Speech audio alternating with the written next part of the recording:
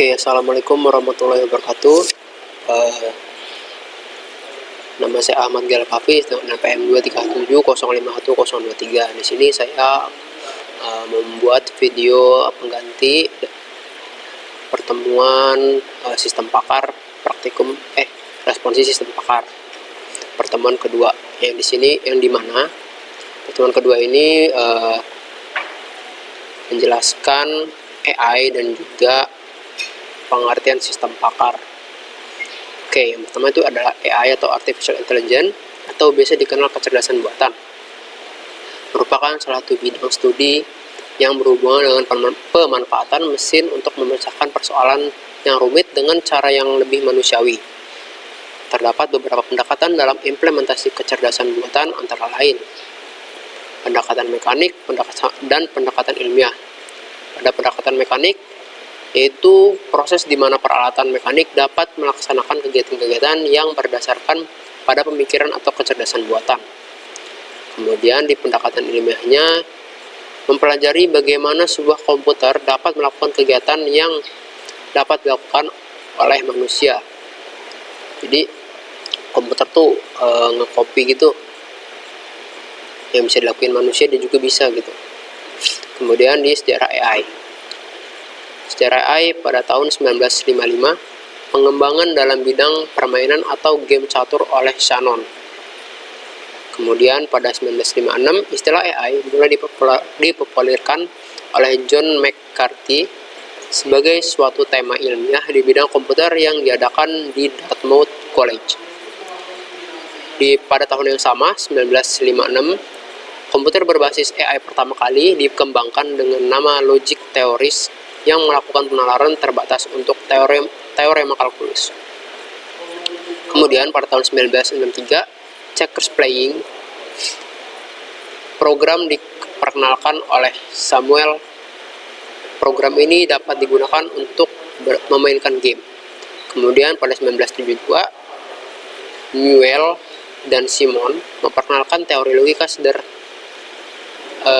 secara konseptual yang kemudian berkembang pesat dan menjadi acuan pengembangan sistem berbasis AI lainnya.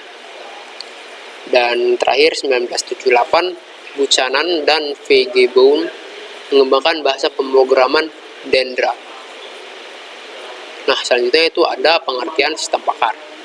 Menurut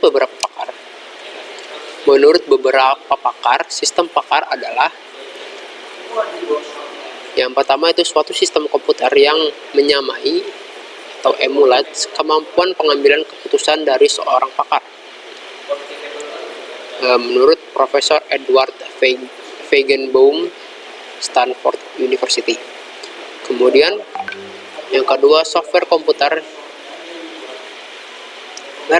yang menggunakan pengetahuan dan prosedur inferensi untuk memecahkan masalah yang cukup rumit atau memerlukan kemampuan seorang pakar untuk memecahkannya.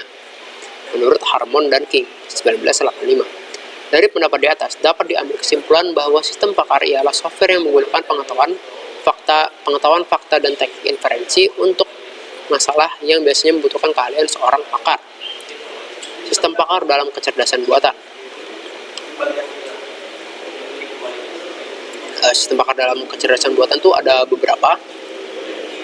Ada expert system atau sistem pakar itu sendiri, kemudian ada robotik, vision system, natural language processing atau NLP, lalu learning system, dan neural network.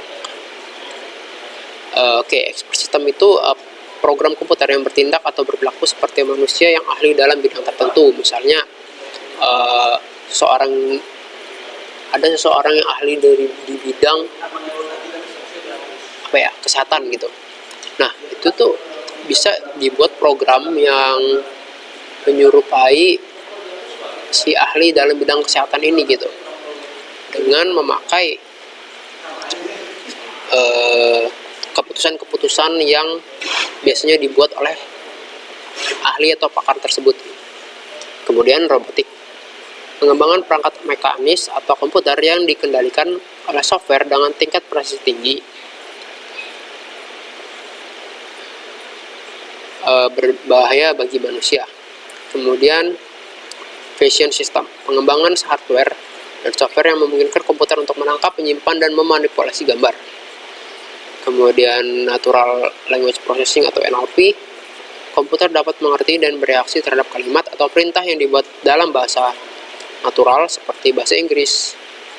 Kemudian Learning System, pengembangan hardware dan software yang memungkinkan komputer untuk bereaksi terhadap situasi berdasarkan umpan balik yang diterima.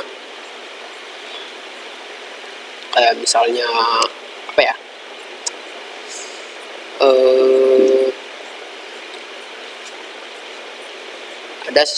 Ada suatu program yang membutuhkan feedback, misalnya getaran atau semacamnya kayak gitu.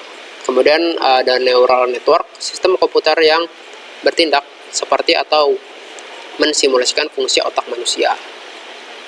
Jadi lebih ke mengcopy sistem otak manusia gitu, jadi lebih canggih. Kemudian program konvensional versus sistem pakar. Dari aspek tujuan sendiri, konvensional itu menyelesaikan tugas sesuai instruksi yang tertulis dalam kode program. Nah, sedangkan sistem pakar itu meniru kemampuan pakar yang memberi saran atau solusi berbasis pengetahuan.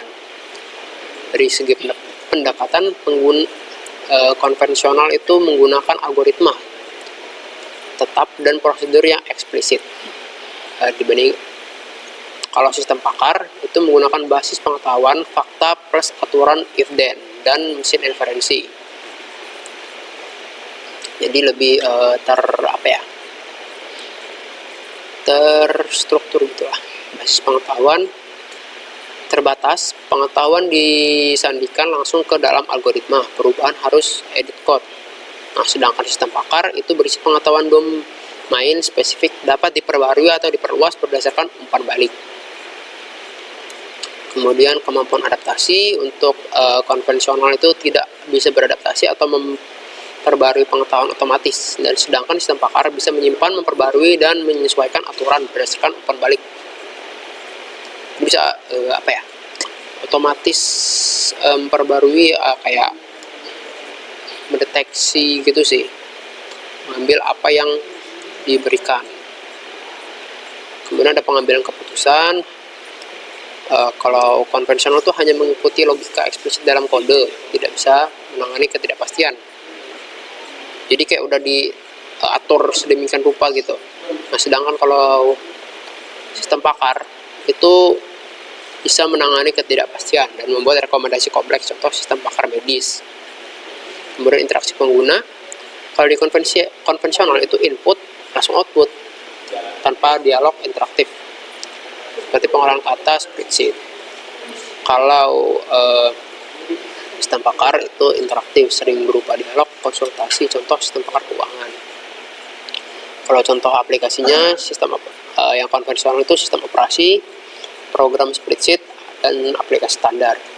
Sedangkan sistem pakar itu interaktif, sistem pakar medis, diagnosa, penyakit tanaman, dan perancangan keuangan. Nah, komponen utama dalam sistem pakar itu ada beberapa.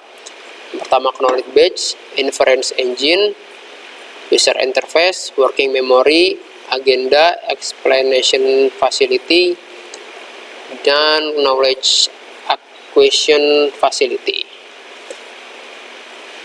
Oke, di sini ada human expert system. Ini kayak semacam logikanya gitulah, dimana domain knowledge ini kayak semacam penyimpanan tentang pengetahuan gitu, tetapi jangka panjang dengan ini jangka pendek gitu. Nah, itu diolah di reasoning ini, terus menyesuaikan kasus dengan fakta yang ada dan menghasilkan suatu hasil gitu. Nah, kalau ini yang di human ya. Nah, sedangkan kalau di expert system problem solving, menggunakan expert system itu knowledge based domain knowledge ini langsung berupa domain yang semuanya gitu, nggak dibagi-bagi kayak short terus long gini. Kemudian working memory, mengambil fakta-fakta gitu dari